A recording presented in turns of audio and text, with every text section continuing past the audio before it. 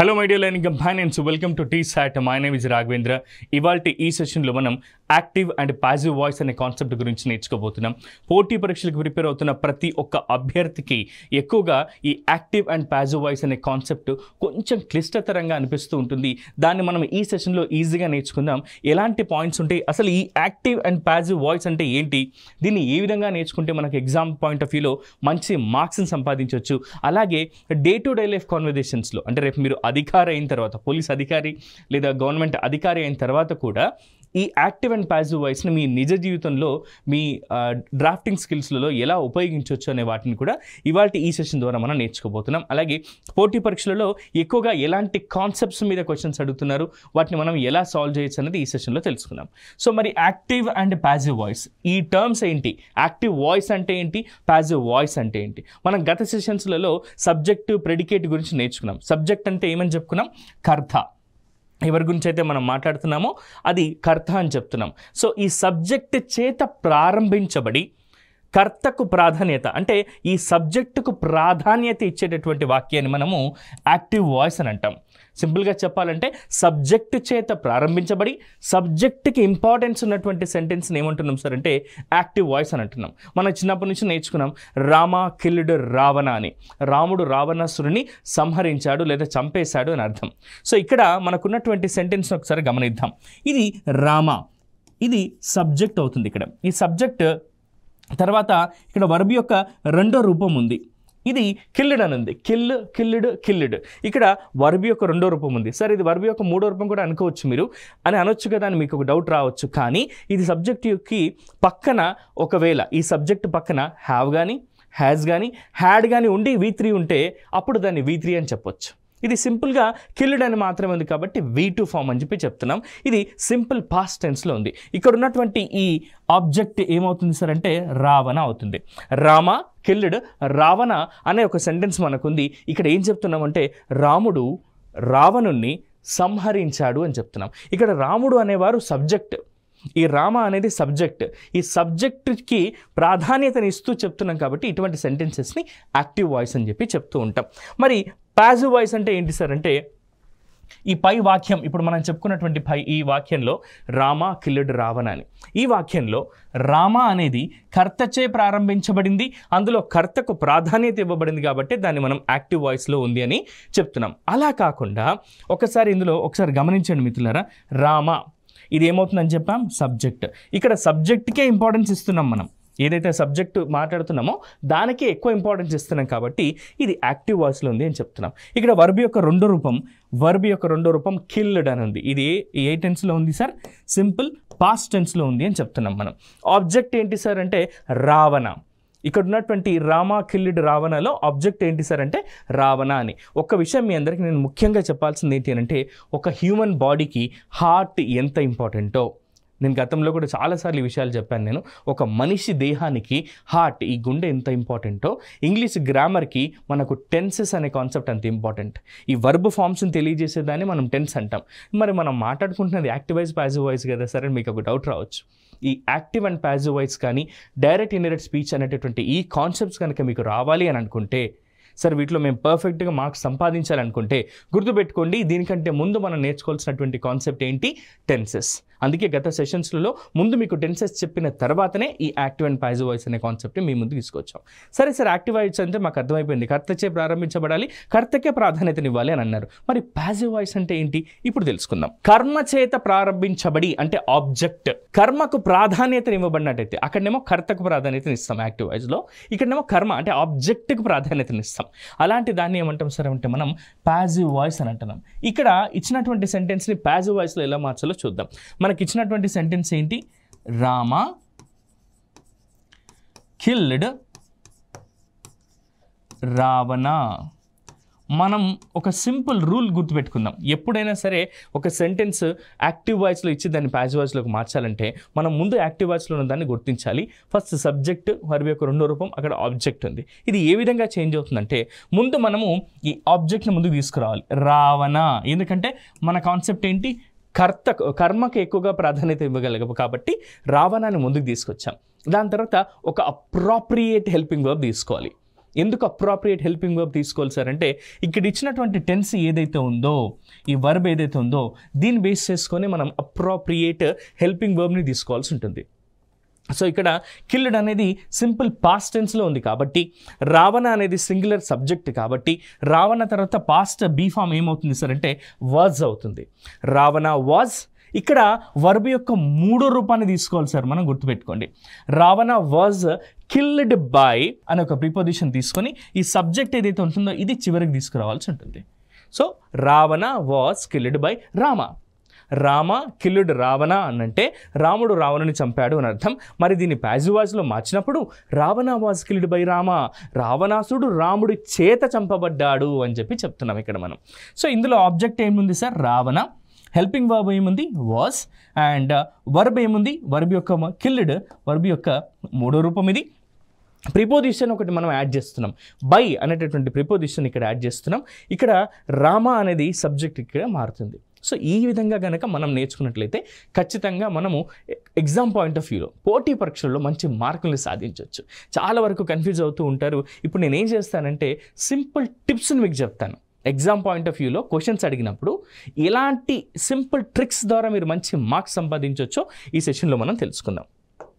అయితే ఇప్పుడు మనం యాక్టివ్లో నుంచి ప్యాసివ్ వాయిస్లోకి మార్చినప్పుడు కొన్ని సెట్ ఆఫ్ రూల్స్ పాటించాం, కొన్ని స్టెప్ బై స్టెప్ ప్రాసెస్ని మనం పాటించాం. దీన్ని మీరు గుర్తుపెట్టుకోవడానికి 5,000 అని అంటే ఇక్కడ ఇవి పంచ పాండవులు అని. సో పంచ పాండవులు లేదా ఈ 5 ఫింగర్స్ని గుర్తుపెట్టుకుంటే మనం ఇక్కడ 5 స్టెప్స్లో చేంజ్ చేస్తున్నాం అని అర్థం. సో ఏంటి ఆ స్టెప్స్ ఒకసారి చూద్దాం. యాక్టివ్ వాయిస్ నుంచి ప్యాసివ్ వాయిస్లోకి మార్చినప్పుడు ఒక సెంటెన్స్ని ఏ విధంగా మారుస్తామంటే వాక్యంలోని సబ్జెక్ట్ ఏదైతే ఉంటుందో ఆబ్జెక్ట్గా మారుతుంది, లేదా ఇచ్చినటువంటి యాక్టివ్ వాయిస్లోని ఆబ్జెక్ట్ని ముందుకు తీసుకొస్తే సరిపోతుంది. నెక్స్ట్ ప్యాసివ్ వాయిస్లో ఆబ్జెక్ట్కి వెంటనే తగిన అంటే అప్రాప్రియేట్ హెల్పింగ్ వర్బ్ వస్తుంది. ఇక స్టెప్ 3 ఏంటి అంటే హెల్పింగ్ వర్బ్ తర్వాత వెంటనే వర్బ్ యొక్క మూడో రూపాన్ని మనం ఉపయోగించాల్సి ఉంటుంది, దట్ ఈస్ V3 ఫామ్. ఆ V3 తర్వాత ఒక ప్రిపోజిషన్ని యాడ్ చేయాల్సి ఉంటుంది. ఇక్కడ బై అనేటటువంటి ప్రిపోజిషన్ మనం యాడ్ చేస్తున్నాం ఈ సెంటెన్స్లో. నెక్స్ట్ ప్రిపోజిషన్ తర్వాత ఆ సెంటెన్స్లో ఫస్ట్ యాక్టివ్ వాయిస్లోని సబ్జెక్ట్ ఏదైతే ఉంటుందో అది ఆబ్జెక్ట్గా అంటే చివరికి వెళ్ళిపోతుంది, బై తర్వాత వస్తుంది. ఈ 5 స్టెప్స్ గుర్తుపెట్టుకోండి. సింపుల్గా చెప్పాలంటే యాక్టివ్ వాయిస్ నుంచి పాసివ్ వాయిస్లోకి మార్చేటప్పుడు మనం ఈ 5 స్టెప్స్ గుర్తుపెట్టుకుంటున్నాం. మొదటిది, ఇచ్చినటువంటి సెంటెన్స్లోని ఆబ్జెక్ట్ అనేది సబ్జెక్ట్గా ముందుకు తీసుకురావాలి. దాని తర్వాత ఒక అప్రాప్రియేట్ హెల్పింగ్ వర్బ్ తీసుకోవాలి. హెల్పింగ్ వర్బ్ తర్వాత వర్బ్ యొక్క మూడో రూపాన్ని తీసుకోవాలి. ఇక 4వ స్టెప్ ఏంటంటే బై అనేటటువంటి ప్రిపోజిషన్ని లేదా ఇంకొక రకమైనటువంటి ప్రిపోజిషన్ మనం యూజ్ చేయాల్సి ఉంటుంది, అది కూడా అప్రాప్రియేట్గా. అండ్ చివరికి 5th స్టెప్ ఏంటి అంటే సెంటెన్స్లో నా సబ్జెక్ట్ కాస్త బై అంటే ఈ ప్రిపోజిషన్ తర్వాత అది ఆబ్జెక్ట్గా మారుతుంది. ఈ 5 స్టెప్స్ గుర్తుపెట్టుకుంటే చాలు, అన్ని రకాల పోటీ పరీక్షలలో మీరు ఈజీగా ఆన్సర్ చేయగలుగుతారు. సార్ అన్నింటికి ఇదేనా అంటే 99% అన్నింటికి ఇదే వాడతాం, కొన్నింటికి మాత్రం ఎక్సెప్షన్స్ ఉంటాయి. అవి ఏంటో కూడా మనం ఇక్కడ తెలుసుకుందాం. నెక్స్ట్ అయితే మనకు కొన్ని రూల్స్ ఉంటాయి, కొన్ని సెట్ ఆఫ్ రూల్స్ ఉంటాయి. అవి ఏంటి అని అంటే ప్రొనౌన్స్ అనేవి యాక్టివ్లో నుంచి ప్యాసివ్ వాయిస్లోకి మార్చినప్పుడు మారుతాయి. ఎలా మారుతాయి అంటే ఐ అంటే ప్యాసివ్ వాయిస్లో మీగా మారుతుంది, యు అంటే యూగానే ఉంటుంది, వి అంటే అజ్గా మారుతుంది, దే అంటే దెమ్గా మారుతుంది, హీ అంటే హిమ్గా మారుతుంది, షీ అంటే హర్గా మారుతుంది, ఇట్ అంటే ఇట్గానే ఉంటుంది. ఇక్కడ మార్పు చెందినవి రెండు. ఒకటి యు అనేది యూగానే ఉంటుంది, ఇట్ అనేది ఇట్గానే ఉంటుంది, మిగతా అన్ని మారుతాయి. ఐ ఉంటే మీగా, యు ఉంటే యూగా, వి ఉంటే అజ్గా, దే ఉంటే దెమ్గా, ఆ తర్వాత హీ ఉంటే హిమ్గా, షీ ఉంటే హర్గా, ఇట్ ఉంటే ఇట్గానే ఉంటుంది. ఈ విధంగా మనకు ప్రొనౌన్స్ అనేవి మారుతాయి. ఎందుకు మారుతాయి అనేది మనం కొన్ని ఎగ్జాంపుల్స్ తీసుకుంటూ ఉన్నప్పుడు ఎవరి చేత అని చెప్పబడుతుంది కాబట్టి ఆ ప్రొనౌన్ అనేది చేంజ్ అవుతుంది యాక్టివ్లో నుంచి ప్యాసివ్ వాయిస్లోకి మార్చినప్పుడు. కొన్ని రూల్స్ మనం సెంటెన్సెస్ని ఎగ్జాంపుల్లో తీసుకున్నప్పుడు మీకు ఈజీగా అర్థమవుతుంది. అయితే ఒక సెంటెన్స్, జనరల్ సెంటెన్స్ తీసుకున్నాం. For example subject main verb plus object ఉండేటట్టు ఒక సెంటెన్స్ని తీసుకున్నాం. మన మాతృభాష, మన అమ్మ భాష తెలుగు కదా, మనం తెలుగులో రెగ్యులర్గా మాట్లాడుతూనే ఉంటాం. సో ఇప్పుడు నేనేం చెప్తున్నా అంటే ఐ స్పీక్ తెలుగు. ఇక్కడ నేనేమంటున్నాను ఐ, ఇది సబ్జెక్ట్ అవుతుంది. స్పీక్ మాట్లాడు అని. స్పీక్ యొక్క వర్బ్ ఫామ్స్ ఏంటి మిత్రులారా? ఇక్కడ రాద్దాం మనం కావాలంటే ఒకసారి. స్పీక్ వర్బ్ యొక్క మొదటి రూపం మాట్లాడు, స్పోక్ వర్బ్ యొక్క రెండో రూపము స్పోకెన్. సో ఇది V2, ఇది V3. స్పీకింగ్ అనేది V4 ఫామ్, ప్రజెంట్ కంటిన్యూస్ అని చెప్తాం.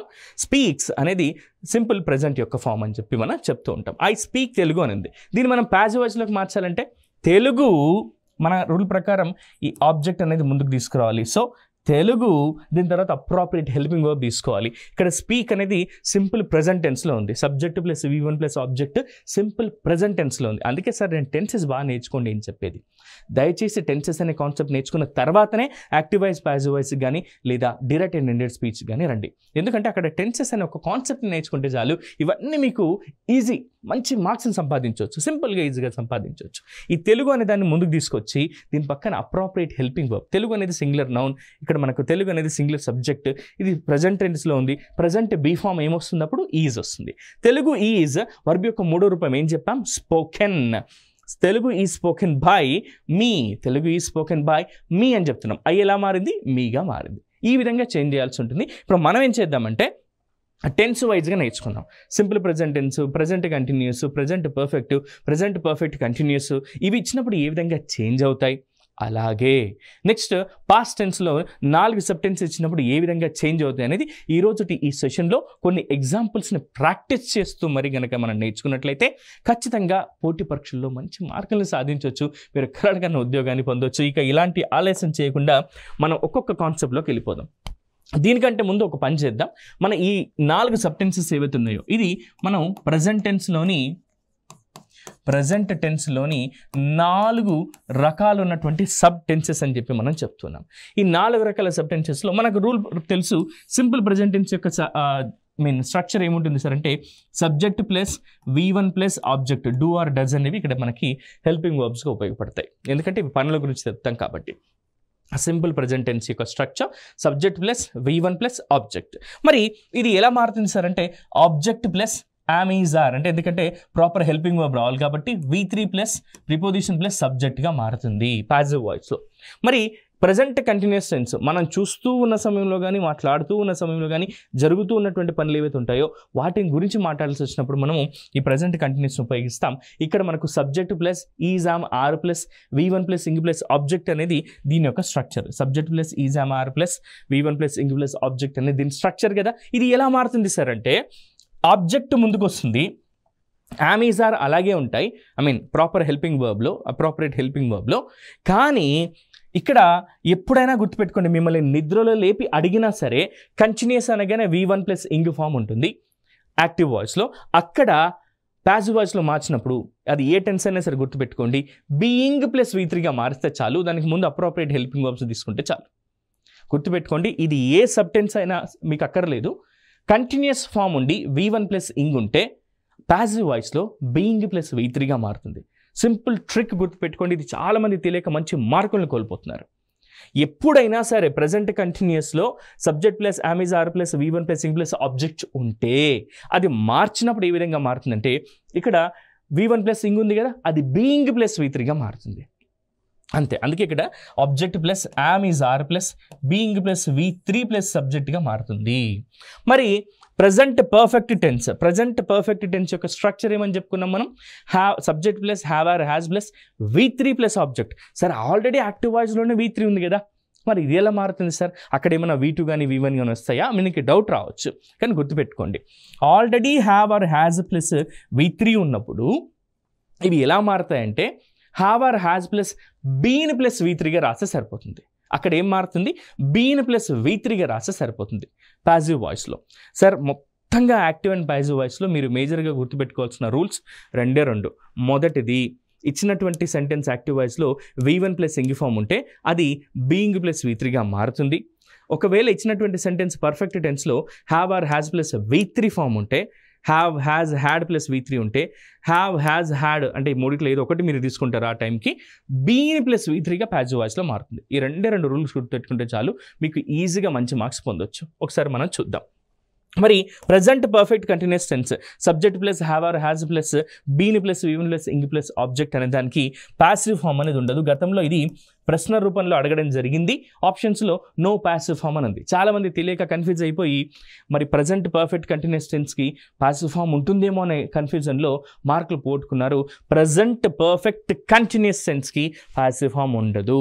గుర్తుపెట్టుకోండి, మీకున్నటువంటి ఈ యాక్టివ్ వాయిస్ ప్యాసివ్ వాయిస్లో 4 సబ్టెన్సెస్కి, మొత్తం మనకు 12 సబ్టెన్సెస్, ప్రజెంట్ టెన్స్కి 4, పాస్ట్ టెన్స్కి 4, ఫ్యూచర్ టెన్స్కి 4, మొత్తం కలిపితే 12 కదా. ఈ 12లో మీరు నేర్చుకునేది 8 మాత్రమే.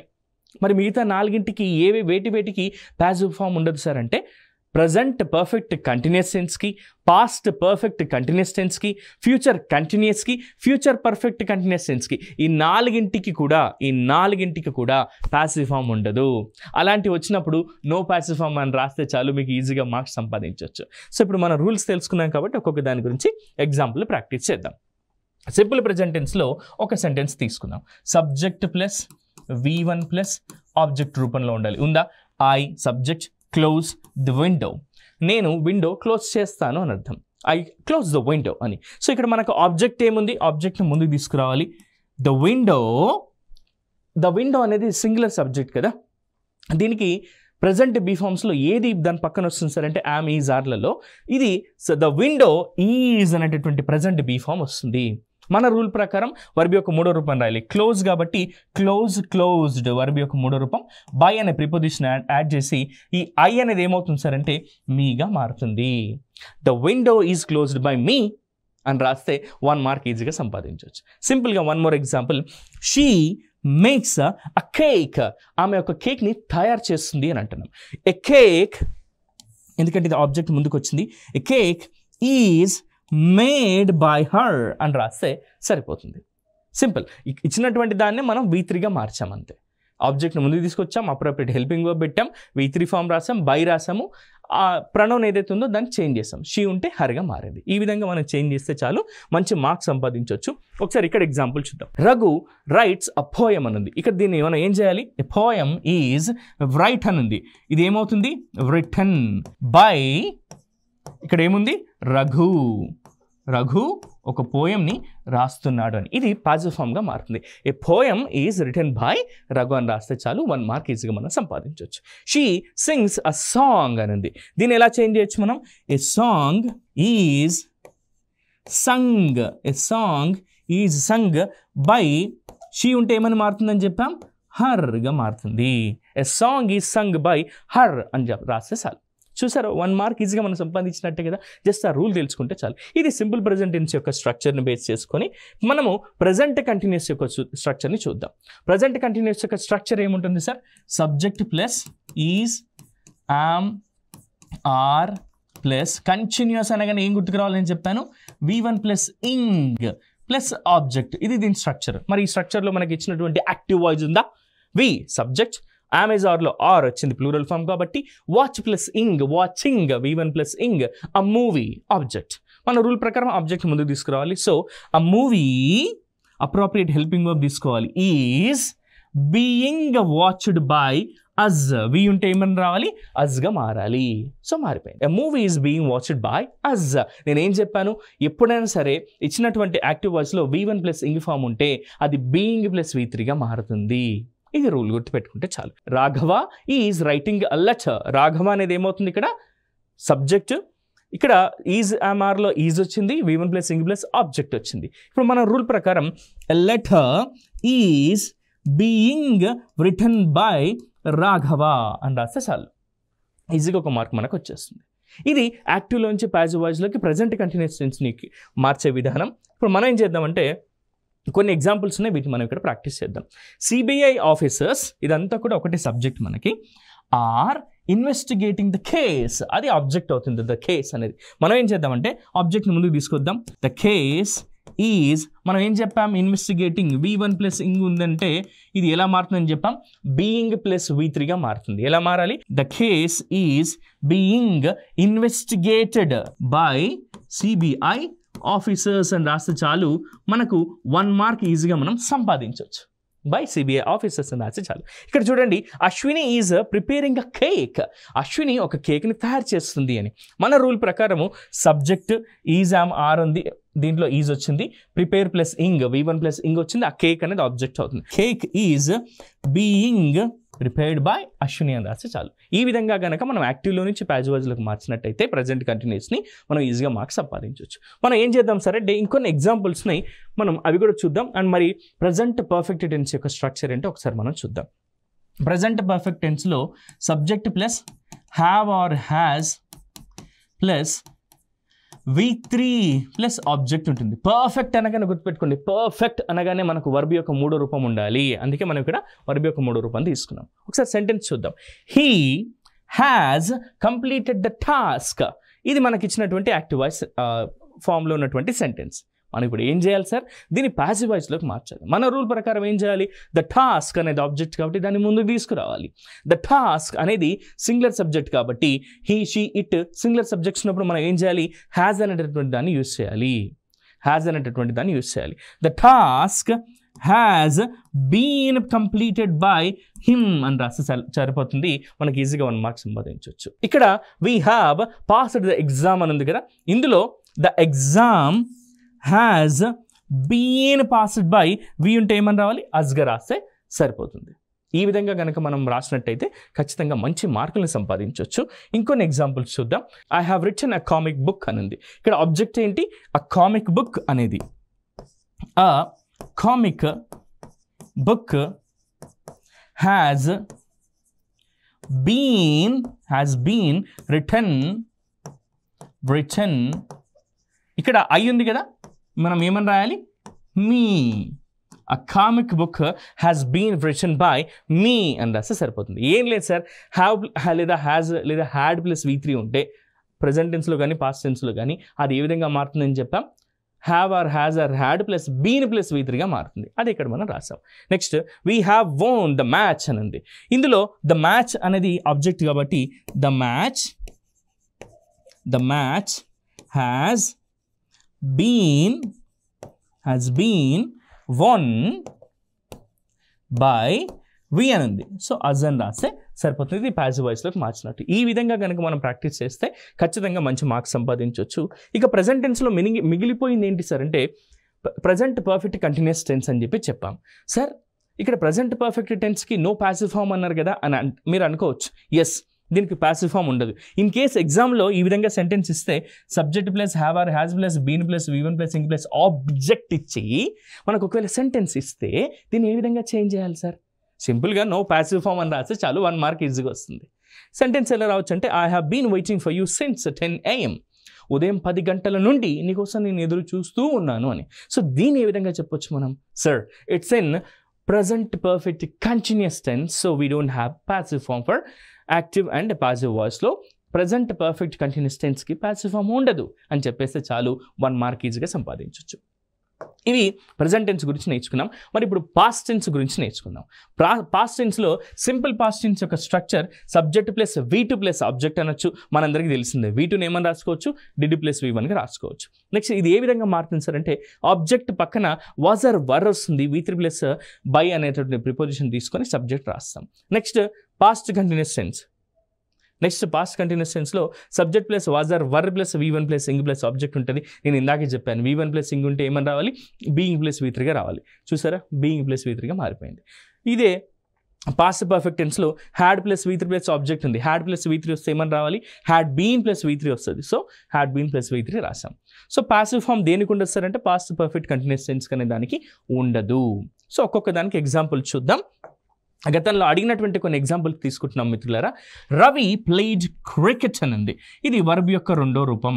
రవి ప్లేడ్ క్రికెట్ అని ఉంది. దీని ఏమనగా రాస్తున్నాం మనం, cricket was played by Ravi అని చెప్పి రాస్తున్నాం. క్రికెట్ వాజ్ అంటాం, అప్రోప్రియేట్ హెల్పింగ్ వర్బ్ తీసుకొని ప్లేడ్ అనేటటువంటి V3 ఫామ్ని మనం యూస్ చేసాం. Next Sunitha sang a song అని ఉంది. V2 ఫామ్ ఇది. A song was sung by Sunitha. ఇది పాసివ్ ఫామ్గా మారిపోయింది. నెక్స్ట్ కొన్ని ఎగ్జాంపుల్ చూద్దాం. షీ కుక్డ్ బిర్యానీ అని ఉంది. షీ కుక్డ్ బిర్యానీ అని ఉంది. ఇక్కడ Ramana did write a letter STD అని ఉంది. సార్ డిడ్ ప్లస్ రైట్ని రోట్గా రాసుకోవచ్చు కదా సార్. ఎస్, రోట్గా రాసుకోవచ్చు. ఇందాకే మనం చెప్పాం కదా, ఈ రూల్లో చూడండి, ఇక్కడ మనం ప్లేడ్ అనే దాన్ని ఏమైనా రాసుకోవచ్చు, డిడ్ ప్లే అని చెప్పి కూడా రాయొచ్చు.